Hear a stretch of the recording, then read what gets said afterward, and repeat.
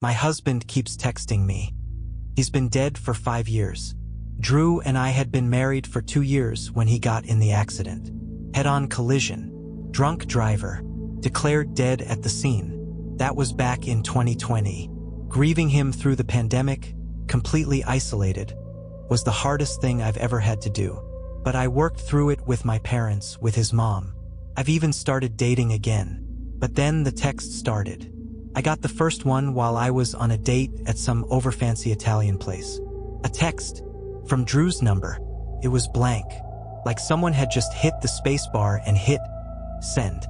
I got the next one a few days later in the evening while I was curled up with a book. It just had a period. Dot.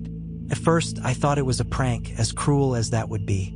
Or maybe it was well-intentioned by an older person or someone on the spectrum. Maybe they thought the texts would make me happy. I asked around, but no one knew. I thought about going to the police, but there was nothing threatening in them. Just strings of weird punctuation. Maybe it's a glitch, I thought. Maybe the system had reactivated his number by accident and was sending bits of code to me. But the texts seemed to have a pattern. They were often sent when I was on a date or getting ready for one. It seemed just enough to be more than coincidental. I tried telling myself I was being paranoid, that it was all just chance. As the anniversary of his death approached, though, the texts increased in frequency. They went from 1 or 2 a week to 1 a day. Comma, colon, comma. Just nonsensical punctuation every time. I was starting to get desensitized to them. The first one had made me cry. Now they just annoyed me. On the anniversary of Drew's death, though, the texts increased tenfold. I got 5 of them before noon, over 15 in the afternoon. And as the time of his death approached, 9:11 p.m., they came in faster and faster. This is way more than coincidence. Someone is fucking with me. I went to the police. They said they'd be able to trace where the texts were coming from, but they'd need some time to get in touch with the cell company. Probably just a scammer, the officer had said. Even though I told him everything. There are tons of scams now, with how bad the economy is.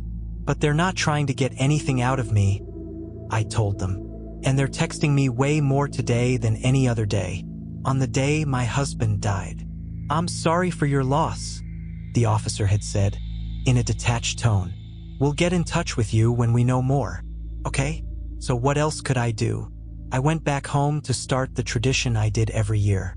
At 7 o'clock, I put on his favorite movie, Stranger Than Fiction, and opened a bottle of wine. I patted the seat next to me, as if gesturing an invisible him to sit down. I liked to talk to him, pretend he was actually sitting there with me. Maggie Gyllenhaal is so cute, I told the empty spot. I'd totally date her if I wasn't married to you. And if, she wasn't a movie star. Will Ferrell is so young in this. He looks like a baby. Haha.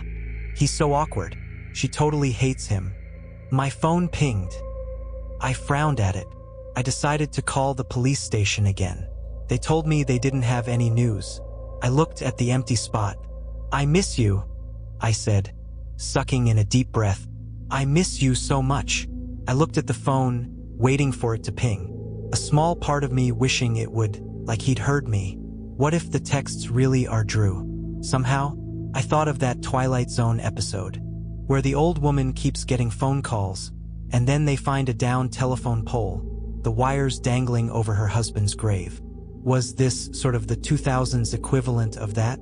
Had some spooky ghost EMF jammed the wireless cell communications?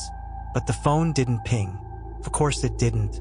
This wasn't his ghost trying to contact me. This was someone fucking with me, someone playing a sick game. The only answer I'd get was from the police. I got up and refilled my wine glass, but my hands were shaking as I poured. As I tried to set it back on the counter, I dropped it. Crash. The glass bottle shattered into 1,000 jagged pieces. Merlot wine like blood pooled on the floor. Fuck, I whispered, fighting tears. I got a garbage bag and bent down to pick up the pieces. Ow! The piece I'd picked up had sliced right into my thumb. Never clean shattered glass while you're tipsy and crying, I guess. Cursing. I stood up and ran my thumb under the faucet, staining the water red. Ping. I glanced over at my phone. sitting on the couch armrest.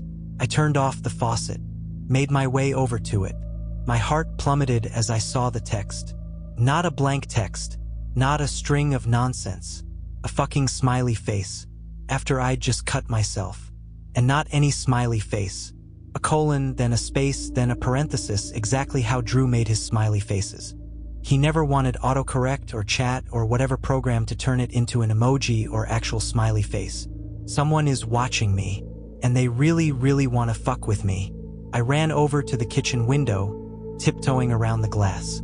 I pulled the curtains shut over the sink. Then I ran around the house, checking every lock. I called the police. "I think they're watching me," I whispered. "What?"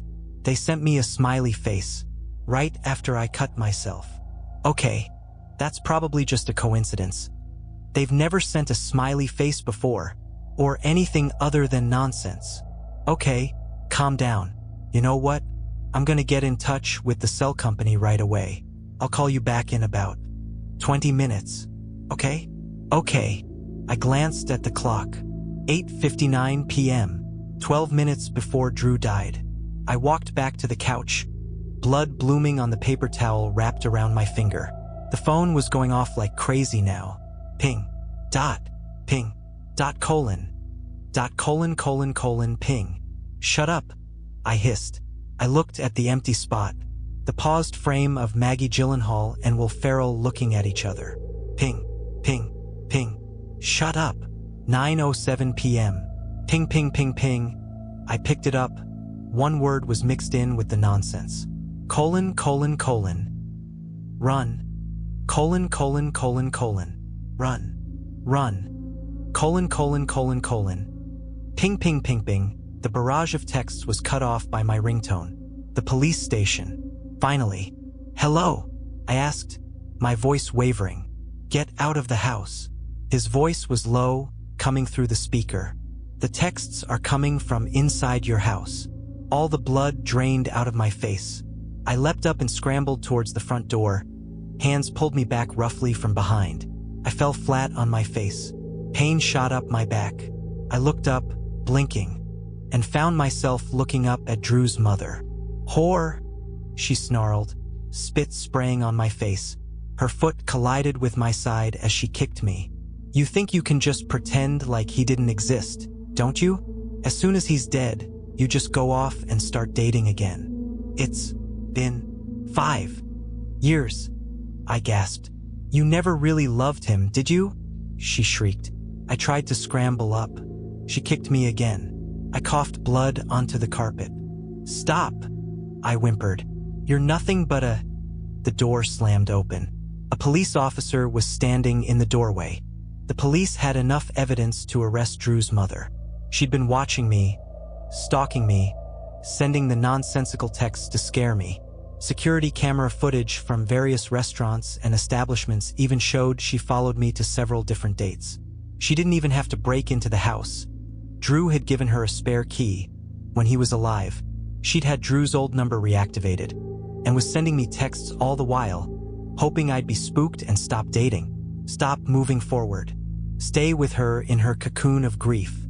She didn't see all the nights I'd cried myself to sleep after those dates, wishing it was him next to me, knowing no one else would ever measure up. One thing, however, remains unexplained. The police, when they confiscated her phone, said she only ever sent symbols and smiley faces. She never sent the word run. Sometimes I wonder if those texts were from Drew, watching over me, making sure I made it out alive.